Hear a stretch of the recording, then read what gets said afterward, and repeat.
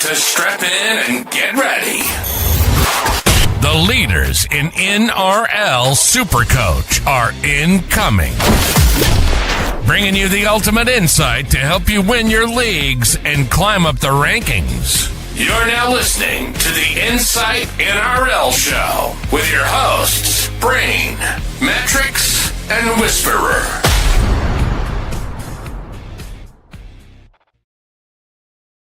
G'day guys, welcome back to the Insight NRL Show. You're watching the Round 22 preview show and we're live. We've got full team list, no laid outs here. You got all three of us, Whisperer, Mattrix and myself. I am the SC Brain, and boys, there's a fair bit of rain around and it's thrown me head noise galore, Matty. There's going to be a fair bit to talk about, weather impacting this weekend's football, but also some really nice matchups that I'm now starting to second guess. How are you feeling about this week? Oh, I feel great about this week. You know, I thought I had the clown last week, and like Stephen Bradbury, the great man, I've come through as the king, and yeah, it feels unbelievable. So yeah, look, if anybody wants some tips and tricks, they can slide into my DMs. There's no need to talk to these nufties. Yeah, bloke wins 1 week out of 22 and give it the big ones. Might just leave it to you for tonight, then, eh? Yeah, 2 in a row. All right. All right. How are you, Josh? What's happening, mate? Wet. Bad day to be a bloke that doesn't drive to work in North Sydney today. It was wet, and it looks like it's going to be wet for the rest of the weekend. So I'm sure that will be of discussion. Rank moving up, which is great. We didn't follow my prompt of putting rank in total score, which is great. I look like a dickhead now, so no one knows what I put my total points score on Sunday. And then realised no one else is doing it, so I deleted it. I think we flipped it around. But we're going to do it Wednesday. But no, mate, anyway. I'm well. I'm well. Yeah, rank's good. Rank's looking okay. Trades are minimal, but vibes are high and injuries are low. But yeah, pretty good, man. Pretty good. How are you? Yeah, I'm doing all right. We're more than halfway through the working week now, which is fantastic. 1 day away from footy, which means my weekend essentially starts. Like Friday, let's face it, it's just pretty much a write-off. But yeah, look, we've got a ton to go through, but obviously before we do, hit subscribe and like, guys. It helps us get the show out to more people. We know there's only 6 weeks left, but maybe there isn't. Maybe there's 10 weeks left, because SuperCoach HQ have come out and said that they're going to be doing finals this year, Matty. We'll get an extra 4 weeks of SuperCoach. I think it's great, but it's also cutting into your NBL season, my NBA season, Josh's EPL SuperCoach season. There's a bit going on at Insight, and it, as much as I'm excited for it, it also creates a bit of extra work, doesn't it? Oh, you say that, but I like to think of it as going back to the drawing board, and I'm a chance of coming first again, because I'm definitely not a chance of coming first this year. Look, yeah, it's an unreal idea. It's something that I sometimes struggle to get into finals when it's a matchup I don't care about, because I'm so into SuperCoach and I'm so used to, for example, watching the Storm play and be so excited when Eli Katoa scores a try, whereas I don't really care if they beat Manly in the first round of finals or whatever. So yeah, look, I'm super keen to get involved, and I think it's a great idea.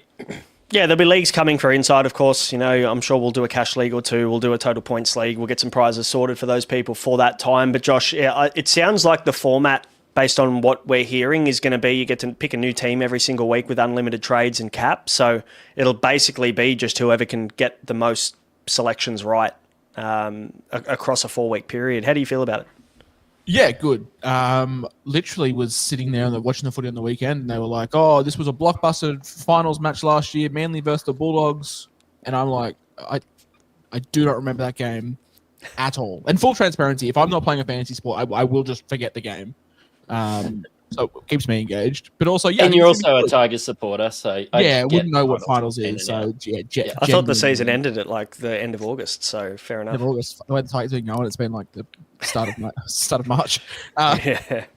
But no, like, I think it's going to be really good. More footy is good. Like I'm a huge proponent of fantasy sport, keeping people engaged in sport.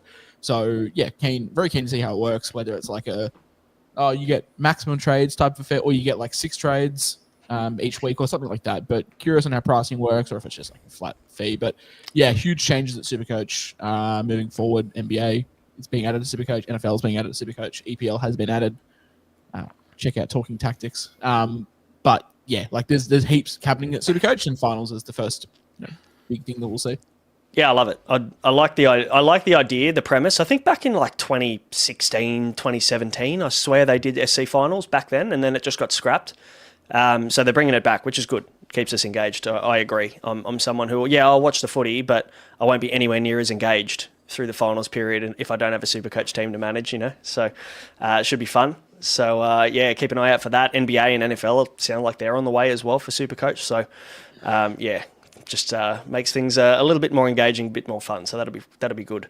Guys, before we get into what's on the show, as we did last week, guess the top score for this week, and the closest person gets Patreon sub on us for the rest of the NRL season. We're still doing plenty of content in there for all subscribers. So valued at $10 a month, you get basically $10 to $15 on us, which I know doesn't sound like much, but hopefully it can help you finish strong or at least win a head-to-head comp maybe.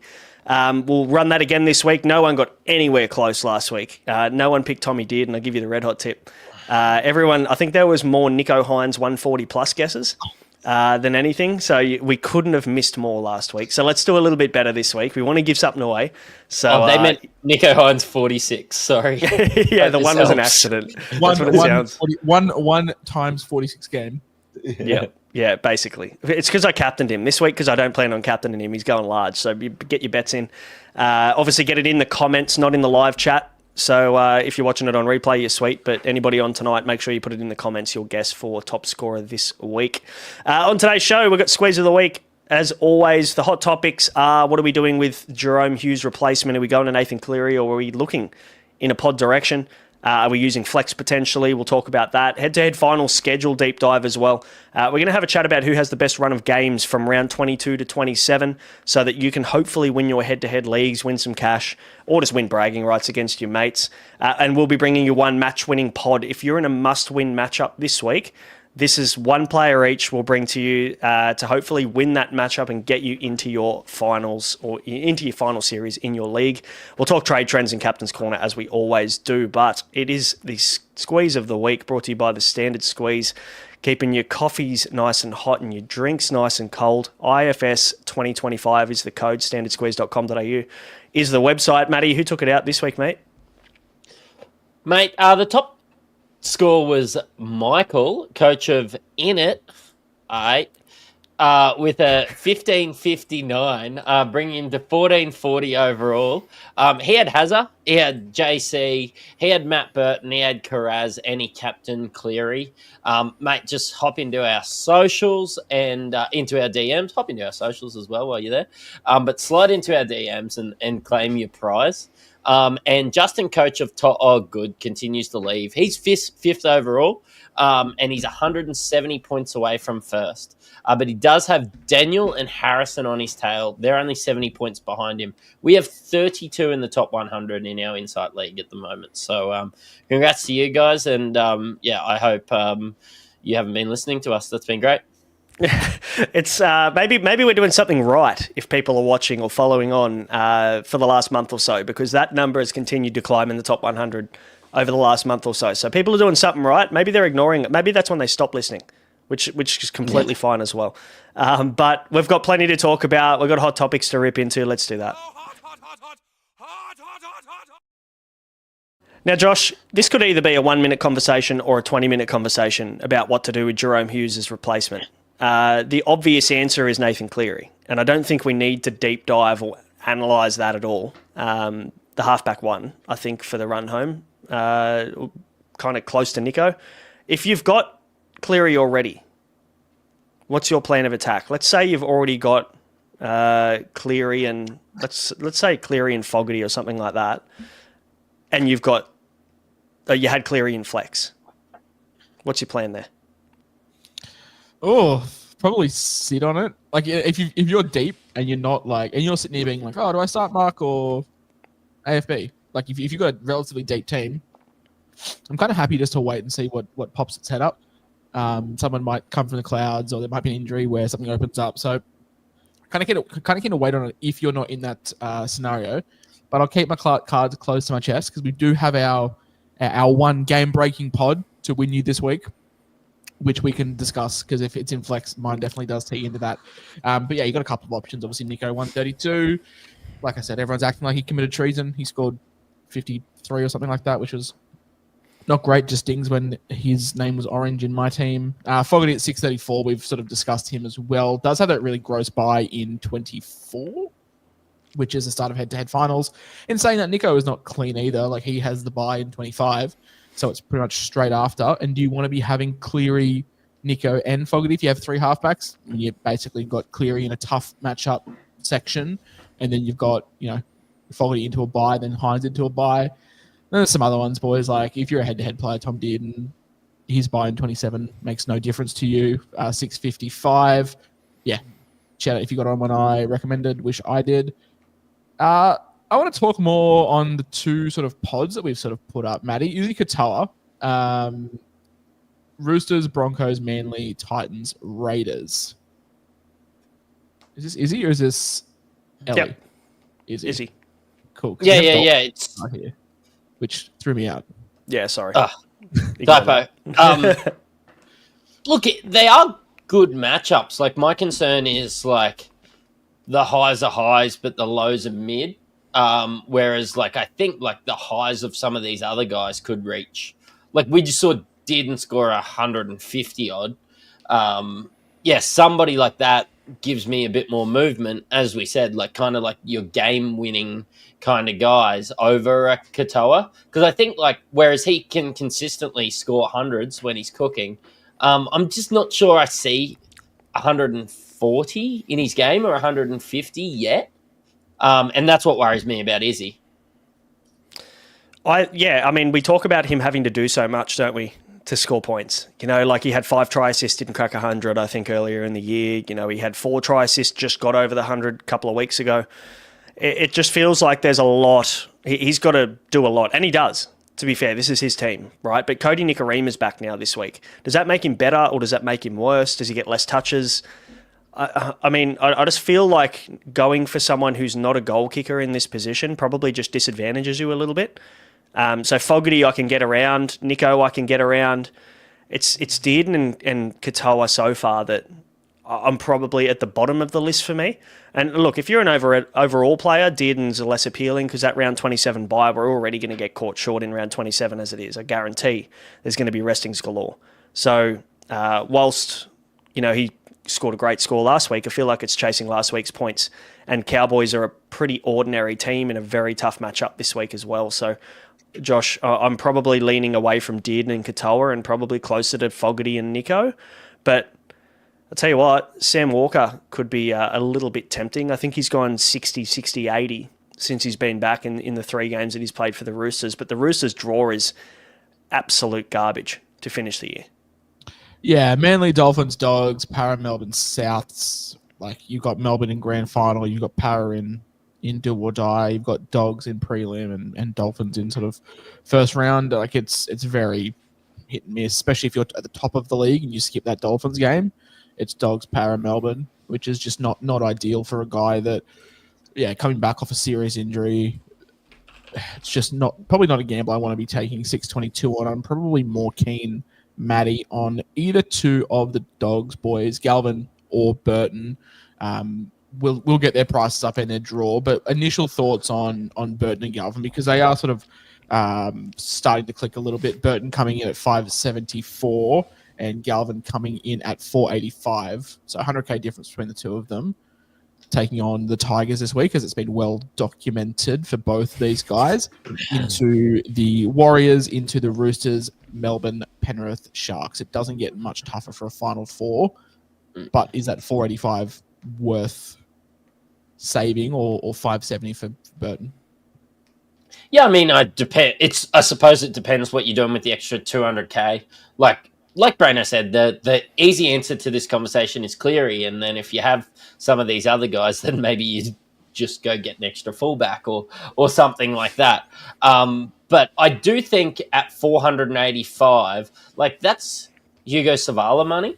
Like, you could play him in a pinch. Like, you'd want to be playing him against the Tigers. You'd want to be playing him against New Zealand. And you can play him against Sydney. Just as long as you look at the other assets in your team and you're okay to sit in round 25 and 6, which is, head-to-head finals.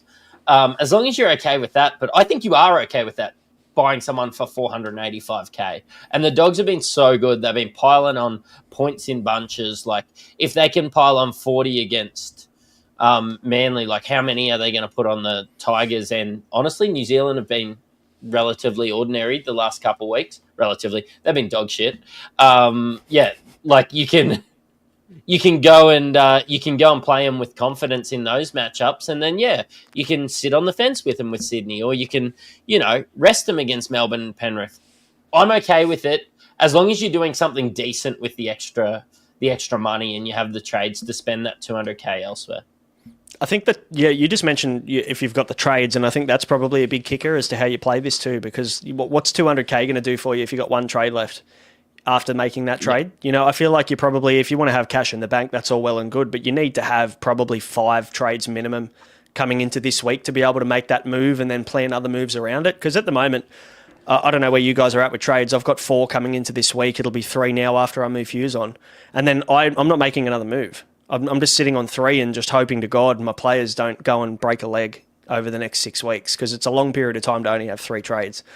Josh, trades-wise, how many trades would you have to have as a minimum to feel okay about making a move with the plan to make another?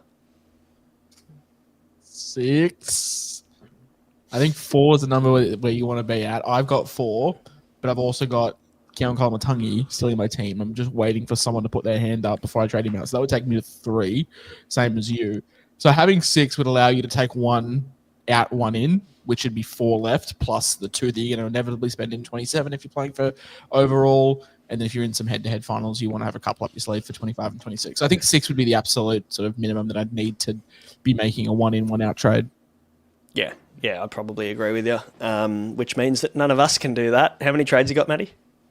I have 5 going into this week. I'll have 4 at the end of this week. So.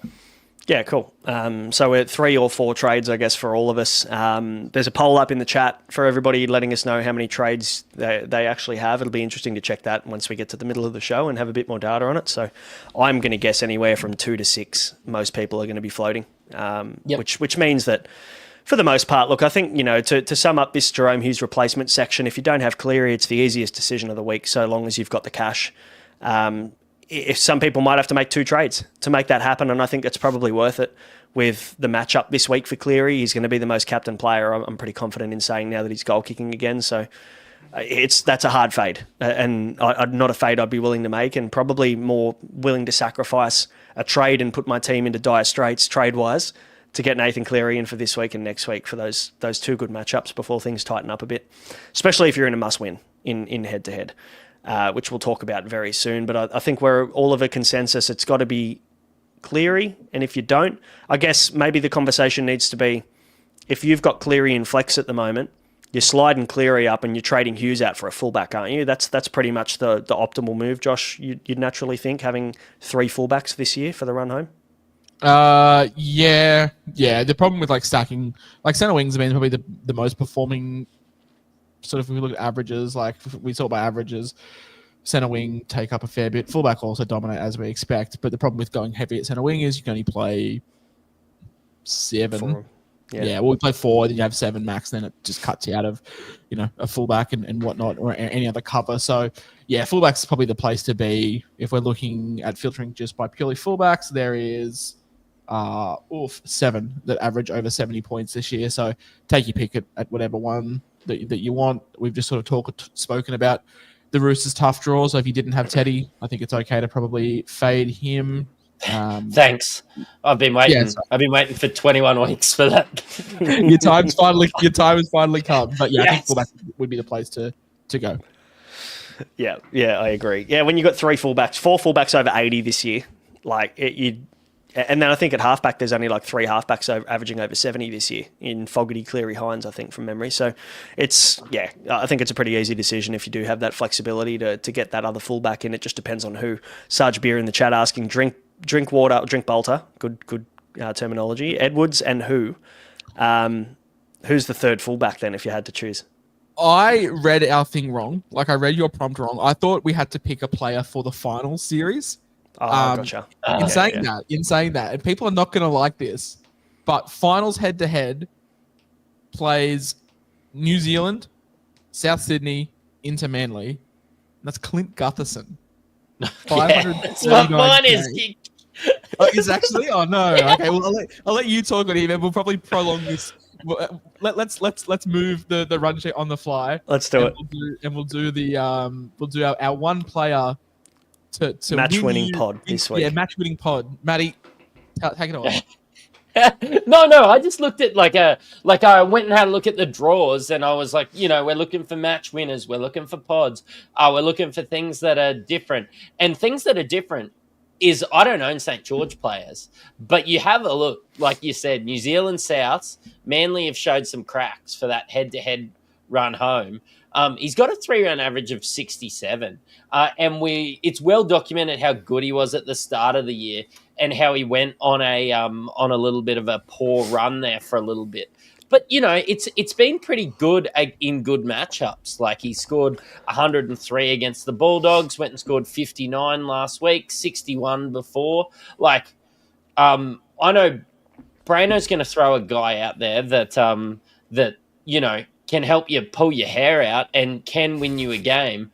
But this guy's been putting up numbers like that, like, consistently, and does have that ceiling. So, yeah, no, Gutho's fine because, like, downhill, New Zealand are not the team that they were, honestly, 4 weeks ago.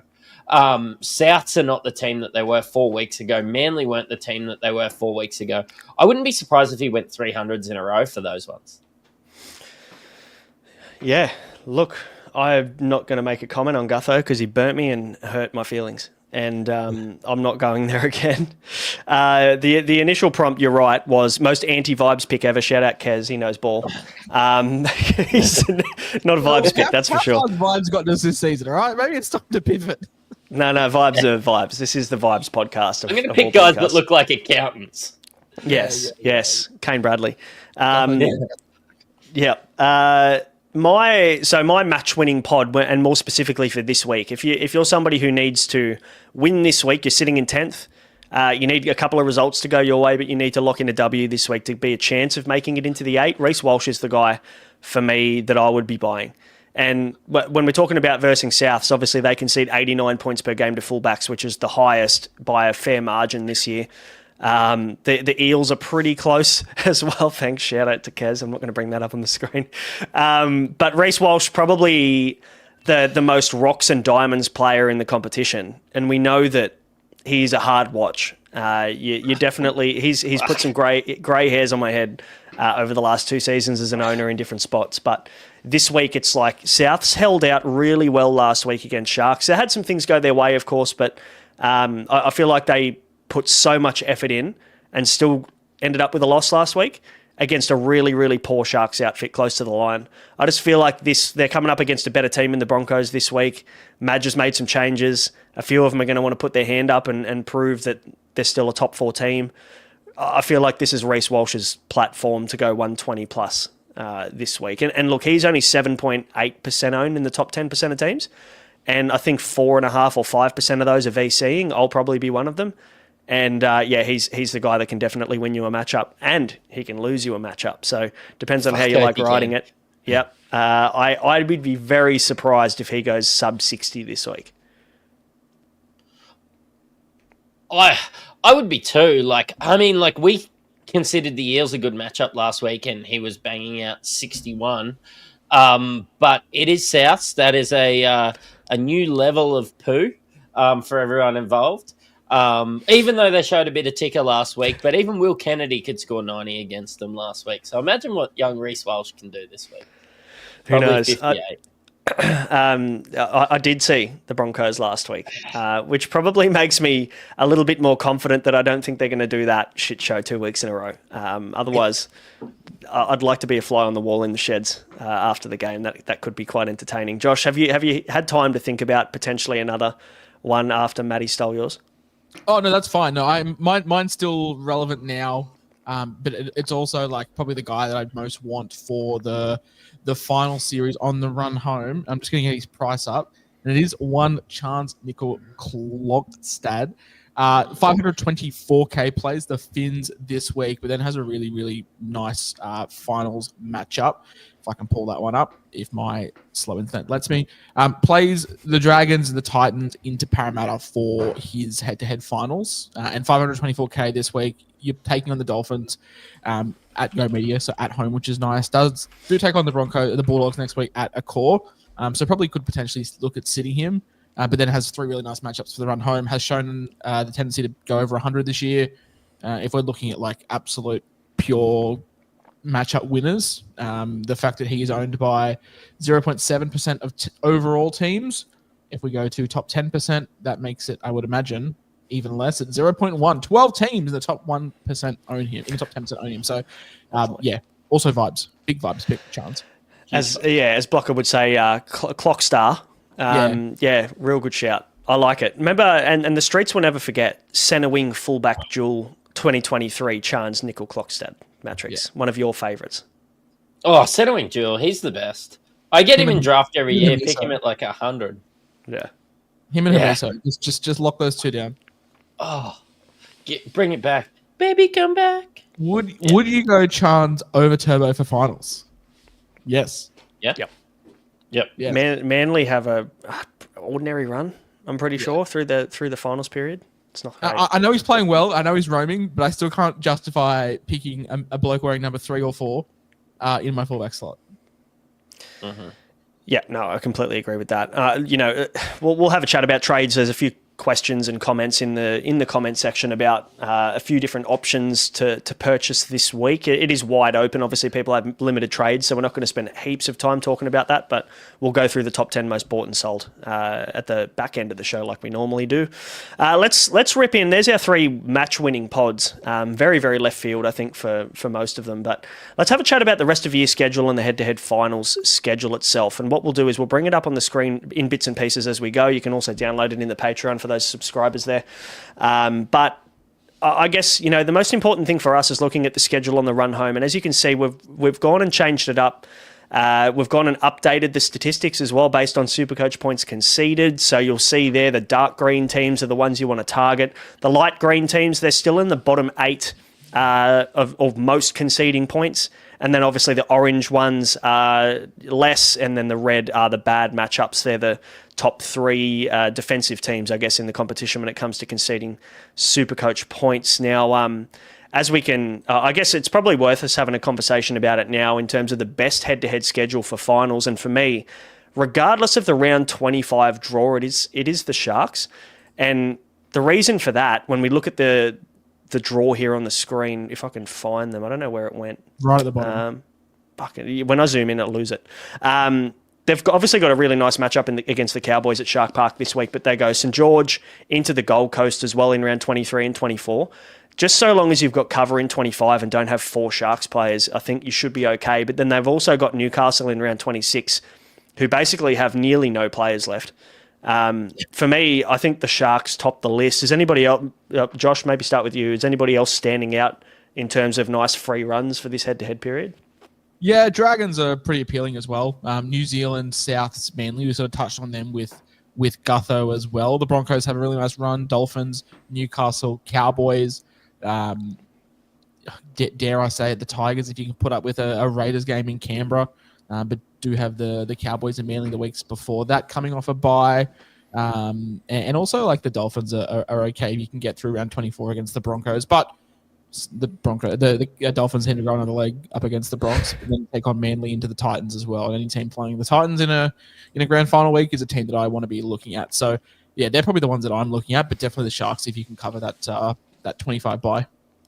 Yeah, it's hard because we're looking at teams now that potentially are kind of out of the running as well. So you want to try and avoid teams like Souths. The Souths and Eels actually have really nice head-to-head matchups as well. And it's like they don't have anything to play for, though, which probably makes it a little bit less appealing for me, Matty. Are you looking at teams that still have plenty to play for through this period, or you don't really care too much? You're just going to go for the one with the best matchups?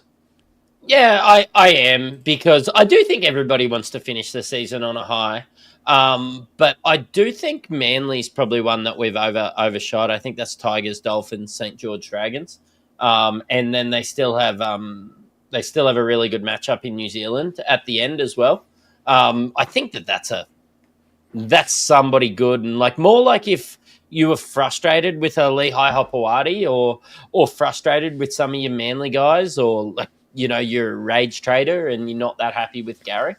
Like, Garrick could definitely wear the armband for me against some of those teams.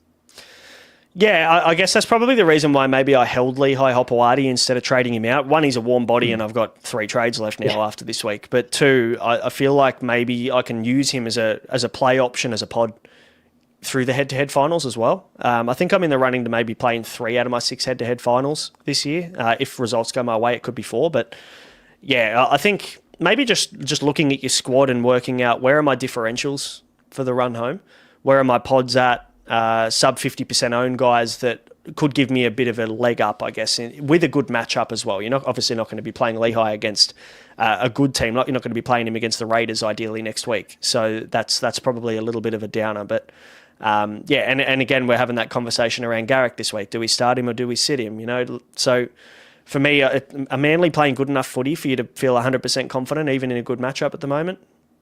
It's hard to say. Yeah, I mean, probably still. I mean, against Tigers, Dolphins, St. George, like, man. They could put some points on there. Yeah, they could put some points on, and like, you're gonna want the goal kicker. Like, if Garrick was somebody you're looking to trade because you're frustrated with that, what is it, 39 and 50 the last couple of weeks? Don't be. It's coming. Yeah, Garrick's not going to go low forever. That's for sure. He does have a tough matchup this week, though. I'm sure we'll talk about at some point. What about the worst teams, Josh? We've talked about the good ones: Sharks, Souths, Eels, probably for me, and then Cowboys, Warriors, Broncos, Manly. They're all pretty decent draws for the run home. What about the worst teams? Because I'll tell you what, there's a couple of, probably 3 out of the 4 contending teams this year have a really tough draw on the run home. Does that deter you? Storm, Panthers, Bulldogs all have pretty tough runs.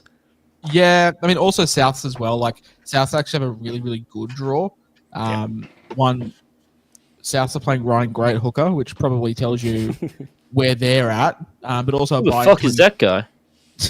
Also a buy in 26, which is really, really gross. It's why sort of Trell sort of fell in draft stocks at the start of the season when you were drafting him, because, grand final buy and yeah, just a bad team. But yeah, you're right. Penrith are the ones that come to mind. They're Melbourne, Canberra, Dogs, which I think outside of Penrith are probably the 4 best teams in terms of like defense, which is awful for them. A couple of other ones. I mean, looking at the Bulldogs as well, Penrith, Melbourne, the Roosters, New Zealand is a 4-week stretch as well. Melbourne also suck. The problem is, like, a lot of these teams that have bad draws have really good Supercoach assets. So it's about managing. I mean, the Titans as well. The Titans, a great attacking team, but when you take on the Sharks, New Zealand into the Dolphins as well, it's not ideal. But yeah, those big 4 teams are probably the 4 that I'd stay away from, apart from the Raiders. Like, the Raiders have a good draw. So Penrith, Melbourne, and the other team, Dogs.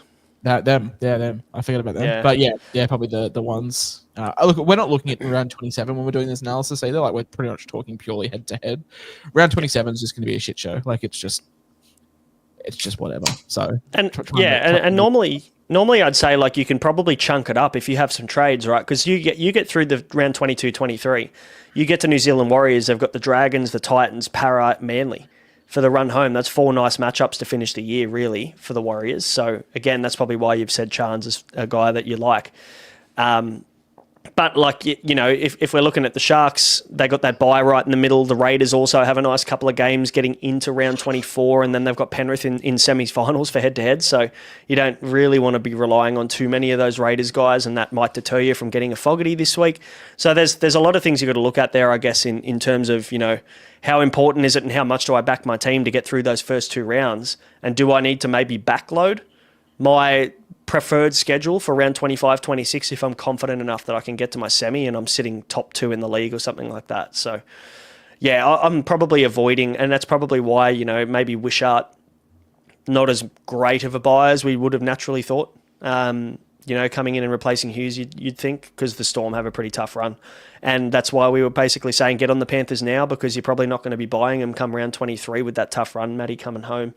Anybody else stand out to you there? No, I'm just starting to think that there's no bad... Sorry, No, that there's no bad matchup for the Panthers the way those guys have been fucking playing footy. Fuck me. They'll end up winning a fucking game, and I will be sad. It feels like...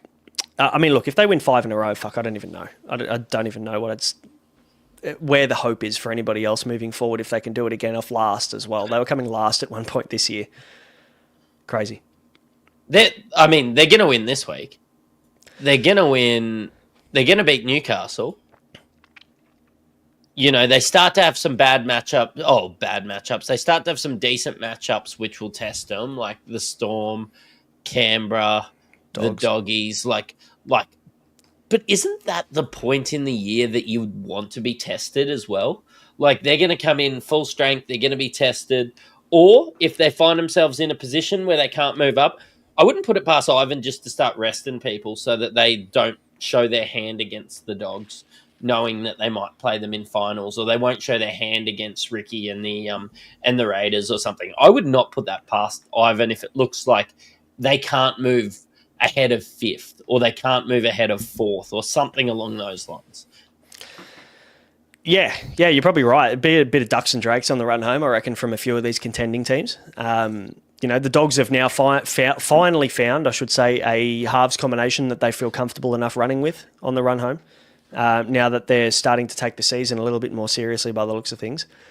But Penrith, when they play Melbourne, you could see some restings in those games so they don't give things away. I think you're right. He's rested Trent Liero this week, just plain rest. So maybe we're going to see staggered rests for their guys instead of all in one round like they did last year. Maybe it'll be Money will get another rest at the back end of the year. Pappy probably guaranteed a rest with all with this calf for the run home as well. So yeah, I'd be steering clear for the most part of the Storm assets, but becomes a little bit tricky here. So let's move into have a chat about the trade trends for this week. Target acquired. And Trade Trends, as always, brought to you by Ryan from Astute Newstead. For those of you homeowners that have a rate above 5.65%, maybe you want to buy your first home, you want to renovate, or even just save some cash like the rest of us, then Ryan's your guy, does all the heavy lifting, has over 40 lenders on panel, including all of the major banks to get you the best deal. And the best part, doesn't cost you a thing. He gets paid by the banks, so he does all the work for free, nothing out of your pocket. So if you want to book your free consult, doesn't cost you a thing. All you need to do is mention us and he'll look after you. The link is in the description below. And yes, Ryan, I did change your link this week. So you'll be happy to know, only 2 weeks late. Trade trends this week. Nathan Cleary at the top of the list. Let's not even bother with that one. We've already touched on halfbacks. 35% ownership change in the top 10% of teams. That takes him up to 88% owned now in top teams. So I'd say everybody's going in that direction. Harry Grant though, Josh. 572k, 15% are buying him. That brings him up to 40% owned in the top 10% of teams. What are your thoughts on buying Harry Grant? Is he just the standout now, coming up against Para as well? Or are we looking or putting a little bit too much stock in last week when there was no Pappy, no Munster, Hughes goes down injured, Harry Grant had to put the team on his shoulders? Put a bit too much into last week? Yeah, I think people are just putting stock into everyone out. Like, they finished the game with no first-choice spine players.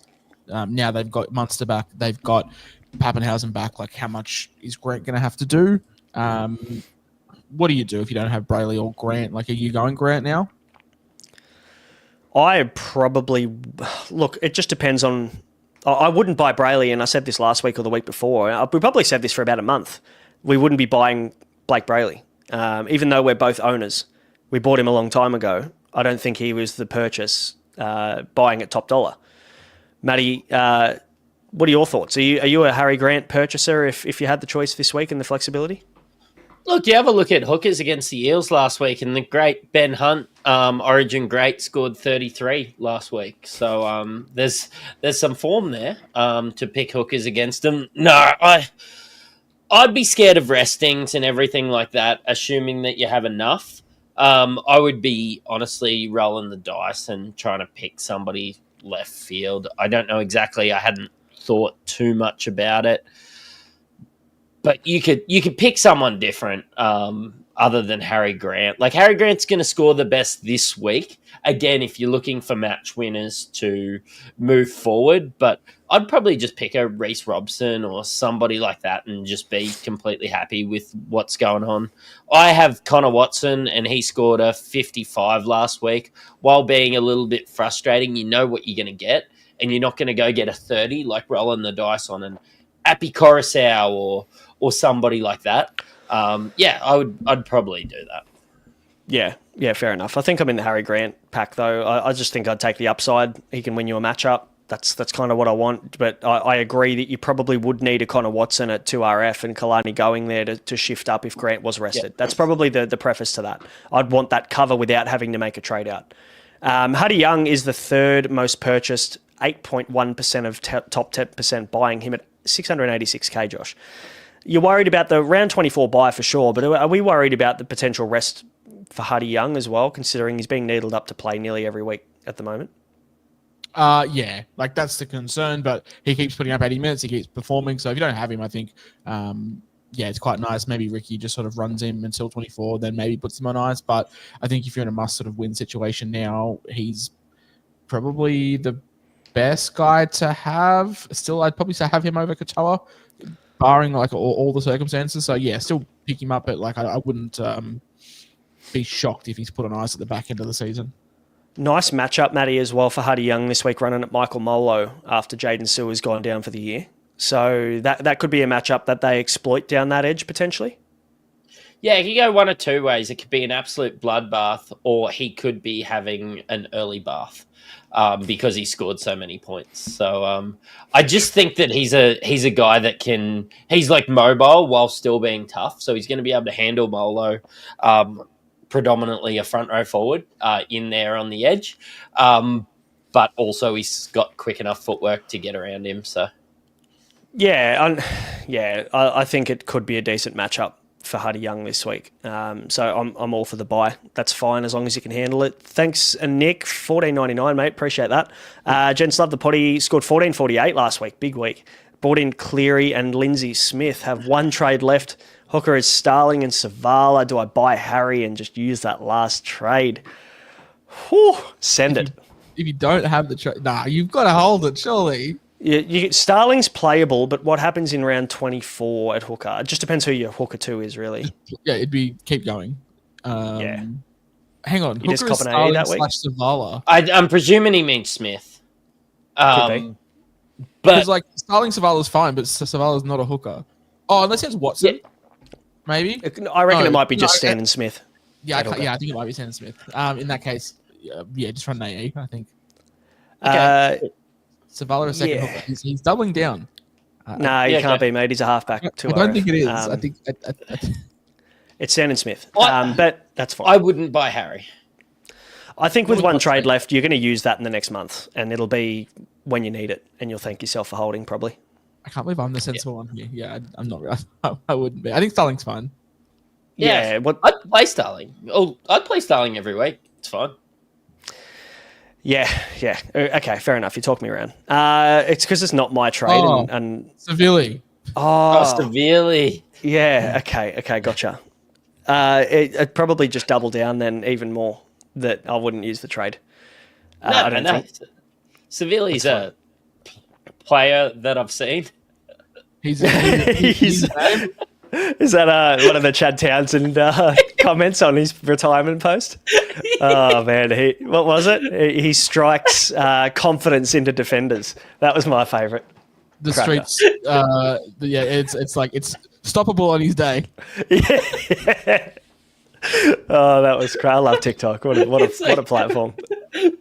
Believable or something. Believable player. Yeah. Saliva Havili. I'm shout out for having Saliva Havili. I mean, hey, you bought Lindsay Smith last week, so that I'd love to see the rest of the team, Nick. If you just send it to us on Instagram or X or wherever you follow us. To be fair, there was a stretch where Havili went 55, 54, 61, 46. I'm presuming that's when he bought him. So that's a player. I think so. Yeah. Yeah, he's a believable player. Isaiah Yeo, fourth most purchased, 6.4%, chasing last week's points, I would naturally assume. And I mean, look, I can't say that I hate it, but against Gold Coast, I mean, you've got to rely on him getting attack. Otherwise, you're looking at a 55 to 60, I think, maybe most weeks. Who was that one again? I was laughing. Isaiah Yeo. Oh, yeah. No. Isaiah. Isaiah, no? Is that what you were going with? Yeah. Yeah, good. Fan of Yo, Josh? Just a couple of other ones. Strikes confidence in the defenders. Yep. Yep, that's some good ones. Stoppable on his day. Yeah, One of the players I have seen. That's a cracker. There you go. Yeah, he's totally stoppable on his day. He's unstoppable on his day. No, he's Look, I prefer Britton Nicola. I think if you didn't jump on him there last week, then Lockie Camilleri, ball. You wait until if you wait until next week. No, this week. He's just get Nicola this week. This is the week. Yeah, I don't care about break even stuff that. But I prefer Nicola over Yo, but I think Yo's an absolutely serviceable option. He's a pick. Just last week he got attack returns for the first time in years. He's a player I have seen.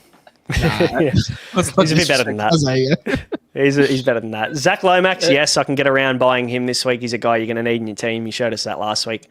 Melbourne also leak points to wingers. If they're going to concede tries, it's going to be to the wing with Mitch Moses back too, so that's fine.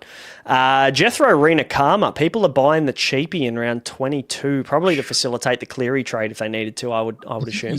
He's on the bubble. And he has a nice matchup. I'd probably play him this week if I bought him. Playing against the Tigers. Left wing, most tries conceded this year to left wingers, Tigers, so big Jethro, don't mind it. Will he be on the left? Yeah, Carraz on the right. Yeah, should be. Oh, no, Carraz at fullback. Carraz at fullback. Yeah. No, I would imagine, because Jethro played left when he was in before. Yeah. So I would imagine so. Fair enough. Tom Dearden, we spoke about him. Jacob Carraz, fine. 4.1% owning him at fullback. Tigers concede the second most points. The second most tries to fullbacks this year. Third most points. So this is going to be probably like a long-term thing. Well, it's going to have to be for 3+ weeks minimum because apparently I don't think Tracy comes back this season. Yeah. Okay. Finals. I reckon. Finals is fine. Gus said he can't do anything until it's 3 weeks of bed. Yeah, it's 3 weeks of bed rest. So he's going to then need 2-3 weeks of conditioning before he comes back. I know Blake Taft's injured at the moment. Didn't he do his ACL? I thought. Pretty sure Blake Taft had a serious injury, didn't he? I thought he might have done his neck from the amount of product just weighing his head down. It's all of the blonde hair dye. Yeah. His brain. Hamstring injury. The hamstring injury. Yeah. On the 25th of July. No, 25th of June. That must have been a real bad hammy then. What's that? 4 weeks at the moment. Must be a grade 2. For him, yeah. Could be back in the next maybe 4 weeks. But anyway, regardless, I think you want Carraz regardless of where he's playing. You could play it prop and you'd still pick him. Dylan Edwards also on a good matchup. Jaden Campbell, though, is an interesting one. I don't know whether I'd be buying Jaden Campbell against Penrith this week. He did a sniper. I just had a watch. It was a sniper. Oh, was it? He bursted off the mark and just went down like a sack of spuds. No, like I'm. If I had another 5-8, I'd just sit Campbell this week. Yeah, I'm the same. I just don't like playing Latu Fainu against the Bulldogs. Otherwise, would you sit Jaden? Have a 5-8. Yeah. Asking for a friend, would you sit Jaden Campbell or Aaron Clark? Who's your other 5'8"? Sorry, who's your friend's other 5'8"? My friend's other 5'8" is Cameron Munster. I just texted him. It's probably sit Clark. Clark sucks at the moment. Yeah, I was sitting Clark, and then I got your friend was right? Yeah, my friend. Yeah. Yeah, because I know I don't need to ask you guys. I'm a SuperCoach expert. But I would tell your friend any goal kicking halfback's probably got like a 30 floor. Big ceiling, but Clark's been like 55, which is not good. Yeah. We are SuperCoach. Oh, true. Extra minutes? Maybe. Who's out? Jason Fisher-Harris. Oh. Watch him. He's ticking over now in his head. Maybe take your friends I'm texting my friend, and he said he's going to play Sam Healy this week. Oh, look, you also own Sam Healy. Wow. Yeah. You two are the only two that own Sam Healy. I love that. Trust me, if our DMs, if our chat gets leaked, we're screwed if we're pretending to be experts, because I think we all ask like sit-start questions every single week in that chat. We don't ask Should I get this player? We just put them in the chat and no one replies. Yeah. No one answers the questions, and we just end up going with what we thought anyway. That's the way that it goes. All right, let's have a chat about most sold players. Jerome Hughes, fine. Keon, fine. Karapani. Mattrix, do you see Karapani coming back into the team, or you reckon this is him done now? I think if I had to pick my best 17 on paper, it would have Selwyn Cobbo in it.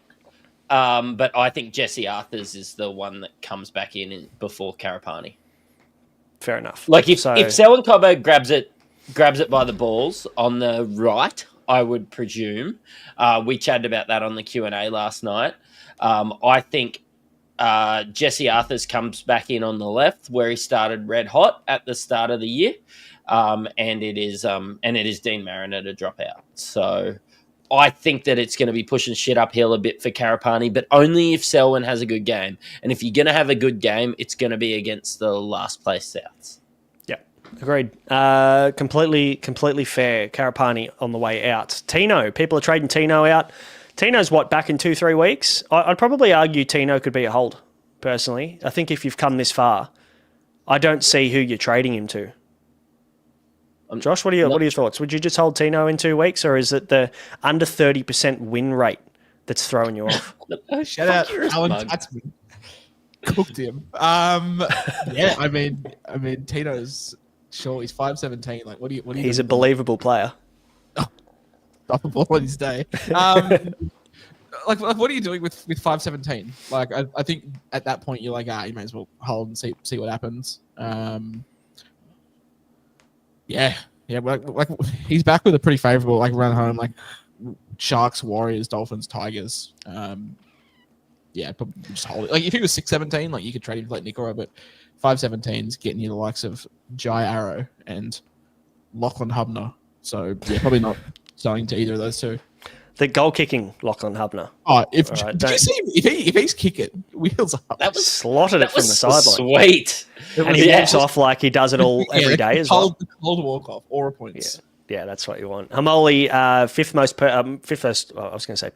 most dropped, traded out. He is gone for the season. Dylan Lucas also out for the season. Sandon Smith, he is on the way out. Fair enough. He won't play another game in first grade this year, I would think. Mark Nwanganitawaze, 2.6% of people in the top 10% trading him out. He is the 8th most traded out player, Matty. Look, the weather is probably the big determining factor for me as to what it looks like on, I think it's Saturday evening at Four Pines Park. But Manly concede, I think, 15 tries to right wingers this year. It's actually quite a good matchup for Marky Mark. Except it's supposed to be fucking bucketing down on Saturday night in Manly. Does that deter you? Probably. If I owned him, would I still play him? Also, probably. I mean, I don't think he's been bad enough that warrants a trade out unless you're getting, Karaz, Herbie, or Lomax? And my thoughts are if you've got Karaz, Herbie, or Lomax, then you need a fourth guy, and I don't own Mark, but he would be probably my fourth over that, or Garrick, or somebody like that. I just don't see who you're trading Mark out for unless it's generating cash for a Cleary, basically. Or if it's the GOAT, Ronaldo Mulatalo, I can get around it. That's completely fine. No, I think if the top 4 centre wings that you need to have for the run home are going to be Herbie, Lomax, Garrick, Karaz. I think those 4 guys are going to be the 4 playable guys. I think if you don't have them, they're probably going to hurt you on the run home, but then it's wide open from there. Marky Mark probably is centre wing 5 or centre wing 6, Josh, that you pick on and play on matchups. Is this week that matchup? Yeah, we're trying to get Ruben Garrick. Also, not sure what I make of this, but Tryline, great website, go check it out. They have Walker on the right and Survival on the left. Not sure I buy that. So do I think so. But still, Mark up against Garrick, I know that for a fact, which is a pretty good matchup. If the ball does go his way, he will absolutely pulverized Ruby Garrick. So yeah, just pray the ball goes to him once, and that's fine. I'm debating playing him or Centrewinks or Ewan Aitken in the dry track at Suncorp. So it's just one of those two that I'm looking at playing. I'll probably take the upside in Mark. Yeah, that's completely fair. I'm probably in the play camp, in the start camp as well. We put up our sit start article, and he may or may not be in that article as well. So if you want to sign up to Patreon, $10 a month, the link's in the description below if you want to get the full articles and everything else that we do. Guys, if everyone's wondering about my centre wing 5, I'm sitting Greg Marju this week. Thanks for asking. So is that Greg Marju, the same Greg Marju you boosted in for a 30 the other week? Yeah. The other week, like 11 weeks ago. Yeah. Season goes quick, doesn't it? Yeah. I can't wait to get him into my first finals. Oh, that's right. Knights don't play finals. Let's have a chat about. Actually, you know what? We had an uproar. I'm going to call it. Shout out Mattrix for the change in captaincy stinger. A lot of people very unhappy about the change. So we're going to go with the majority. Are you ready, kids? Aye, Captain! Oh, Captain, my Captain, shut up. No, and this is nothing against the movie. Great movie. Great movie. Glad the masses have come to their senses. Like, what's yeah, no. Captain, my Captain, shut up. Yeah. People weren't happy. So it's back. Welcome back, SpongeBob. You've earned it. Captaincy this week, boys. Storm versus Para. Any love there for a Cam Munster without Jerome Hughes? None of his own Cam Munster apart from Mattrix's friend, so maybe Mattrix is the best person to ask.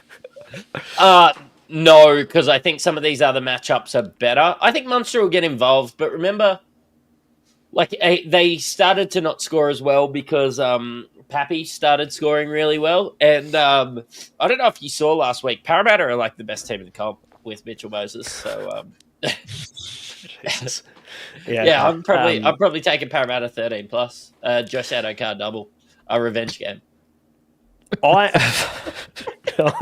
I'm very wary of the weather this weekend. There's a bit of weather in Sydney pretty much all weekend. This one's at Combank Stadium as well. I think there could be a little bit of rain on Thursday night.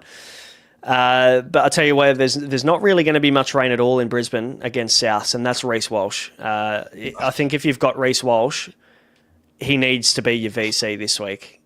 Matty, you're bursting at the seams to talk about him.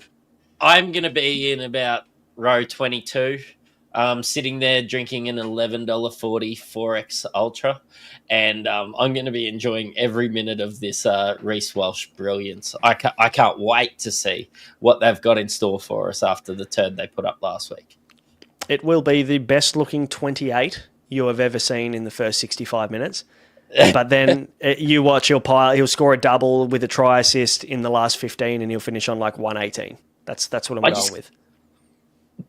Reece Walsh playing Souths. Oh no, it's not the last. I thought it was the last day of Try July. No, it's sorry. No, that's he's tomorrow. not going to score very well. Yeah. Yeah, because he can't. Sorry. Well, I mean, what if he does a front flip anyway and just goes, screw it, I just want to be the guy? Because that's what he does. Yeah, but it's not for charity. I didn't know it needed to be. Don't they donate in Try July for every celebration? Yeah. They donate money to charity. Yeah, I think honestly, I'm at one end. I'm super worried that I'm going to get the Broncos in the first half at my end, and nothing's going to happen. And then in the second half, it's all going to go to the other end, and I just don't see any footy. Could do. Maybe you just have to swap seats and stand up the other end for a bit. Yeah, I might need to. I'm going to have 2 kids with me. I will not be standing up anyway. Josh, obviously the Broncos are going to be a main target because there's no rain there. But the beauty of the Gold Coast Penrith game is that is also not in Sydney. So weather should be a little bit better. You've got to go Cleary or Edwards really in this one, don't you? Yeah, I just want to caveat for a second. Luke J said, DPS is an auto move, but SpongeBob is too iconic. So whilst you were talking about captaincy and actually providing insight to this conversation, I was on Rotten Tomatoes, and I just wanted to look at a Dead Poet Society, which has an 85% rating on the tomato meter on Rotten Tomatoes. Now, the very first movie they wanted to compare it to was Shrek 2, which has an 89% Rotten Tomatoes rating. There was another one that I was looking at as well. Let me pull up my history. There was one other Can you movie bring that up the surprised SpongeBob me. SquarePants movie and look at it? 2.3. The Lego movie. The Lego movie is rated 96% on Rotten Tomatoes. Oh, that's So, pretty fucking good though. yeah. I mean, maybe we just get Like, the Lego great movie. But yeah, like iconic movies probably a bit of a stretch. I just think there's some nostalgia happening there, and Shrek 2 undeniably better according to Rotten Tomatoes. Now, That'll what do, game, donkey. what That'll game do. did you ask me? No, but it's not even Shrek 1. It's Shrek 2. Yeah. Actually, Shrek 1 was iconic. Shrek 2 wasn't. I was asking you about Penrith versus Titans, but Lachlan in the chat has said that I've rudely skipped over the Dolphins against the Warriors game, Herbie Farnworth. So let's add him to the conversation as well. What are your thoughts there on both of those guys? Yeah, Warriors right center, in for an absolute field day against Herbie Farnsworth. And the Warriors right center, if my RAM wants to load, is Adam going Pompey. to be. Apparently it's Capewell. Oh, no, it would be Capewell. Pompey's on the left, isn't he? Yeah. Capewell and DWZ up against To Herbie. be fair, Kurt Capewell's not a bad defender. Like, he's just the first contact guy. Like, he's leading the missed tackles count by a long margin this year, but it's because he gets fucking a missed tackle every time he gets a bump off on first contact. Yeah, it was Because the he's Reed Money speed syndrome. Reed Money led the league in missed tackles last year, but he also led the league in total tackles made, so it was a bit of a fraudulent stat. Warriors right center conceded. The Warriors have conceded 9 tries to left centers and 16 tries to left wingers. So, yeah, I'm not sure what to make of that. But also, as we know, SuperCoach projections, thanks to SE Gold, have Herbie, I think, at 107 points, which 123. It's gone up. So he's predicted Holy 123. shit. So, yeah, I'll be VCing Herbie. I love too, SuperCoach baby. projections. That's so good. Yeah. Yeah, So, lock it in.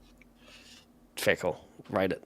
Anybody else you want to talk about with captaincy? I mean, look, Fogarty versus St. George, they give up the most points to halfbacks this year, but I wouldn't be going against Penrith. That Nathan Cleary bloke. He's pretty good. Is he? Yeah. Yeah. He's up against the Titans. So maybe we open the app and see the Titans are playing. Yeah, they're playing. I thought the rule changed. I thought we had to look at we look at who the Tigers are playing and we look at who Souths are playing. Can Carez goal kick? I mean, Carez against the Tigers, I do think it feels like a bit of a trap game. And I think back to Cobbo at fullback, somebody who's not really a fullback, stepping in for a couple weeks and getting absolutely turned around, getting absolutely cooked, being a little bit out of position. And I think Carez will be rusty a bit at fullback. I fully anticipate the Dogs will win this game and Carez will score well, but I do wonder if it's not a normal fullback against the Tigers, and also it's not like Connor Tracy was sending putting the world on fire or anything at fullback for the Dogs. The fullback for the Dogs aren't going fantastic, so yeah, it's still Carez and it's still probably getting some more ball, but I'm just not as excited because he's not generally a fullback. Yeah, it feels like it's going to be a better version of Connor Tracy, I think, which is I don't know how you take that, but it's obviously good for the Dogs. But in saying that, you can't just step into fullback after not playing there all year and be as good as the guy that was there. I don't know. I just feel like maybe it's people looking at last week's score and going, yeah, I want a piece of that, and seeing him at fullback and naturally thinking he's going to be better. It's like the Joey Manu syndrome a little bit. Just positioning's poor, fuckload of runs, probably gets 60 points in runs themselves against the Tigers. But yeah, I don't know. I'm not a huge fan. Josh, anything to add on? What are your thoughts on Carez at fullback? Yeah, sure. If you've got Cleary, either blue or orange is going on Cleary, and then it's the rest. I think Herbie has a really good matchup to do that. No James Fisher-Harris, no Mitch Barnett, Catewell, and DWZ, who can send a truckload of tries to the left. So I'm going to go there in Cleary, but I can understand the appeal in Carez, and the base will be obviously great. But yeah, I do wonder if it's people looking at a shiny new toy at fullback and then obviously looking at last week's score. But there is one more game of the round, boys. It is the Fraud Derby. It's the Sharks up against the Cowboys. two very fraudulent teams, but the Sharks do get the great Britton Nikora back, running off Nico's hip, which hopefully Billy Burns is never to be there again because he cucked us many times last week. So, what are we thinking of Nico? Are we ready to run it back? Is it a bit of Vince Carter? I got one more in me, or are we just done? I think I'm ready in future weeks. I don't think. I mean, look, it is going to be wet hair Nico too. That's one thing to keep in mind. It is going to be raining too, which you got to go against Cleary though to pick Nico, and you just can't. So not a fan. Can't do it. You just buy another halfback, so you don't have to. Yeah, it's true. Get him in flex. No. Yeah, not for me. And like he would be a perfect vice captain earlier on in the week had the Panthers not been playing the Titans. But look, Nico could have a very good game, but I don't think too many people would be waiting. I think they're going to be getting their captains out of the way relatively early this round, which makes for more enjoyable Supercoach. Either you have 2 days to have the shits and not watch the football, or as Supercoaches, or you just excited and pumped for the whole weekend. So I guess you could just say it's no for me, dog. It's definitely a no for me, dog. It's definitely fair enough. Also, key metric for us is picking a captain that plays during our 2K time, which makes 2K all the more enjoyable. So, got to factor that in as well. It doesn't, not at all, because Josh gives you point by point updates on the captain that's doing shit, and it's usually mine. So might just accidentally lag out that game and turn my internet off. We'll see. We'll see, depending on the time. It's wide open, though, for captaincy this week, that's for sure. There's some very good options floating around this week, some very good matchups, but the rain makes it a bit harder, I guess, to be 100% confident in any of these guys, aside from those 2 drier games in Queensland. So, guys, that'll do us. Thanks for jumping into the chat. Thanks for getting involved. Of course, you can still become a Patreon subscriber. There are still 6 weeks left of the season, and the Supercoach finals will be providing content for the final 4 weeks of that period as well. So still 10 weeks of Supercoach coming up, of course, with plenty of other stuff at Insight as well we spoke about on Sunday. So if you want to get involved, link is below in the description to become a Patreon member. Otherwise, we're going to see you on Sunday for the weekly wrap-up, as we always do. Hopefully you find some green arrows this week. Thanks for watching. We'll see you then. Cheerio.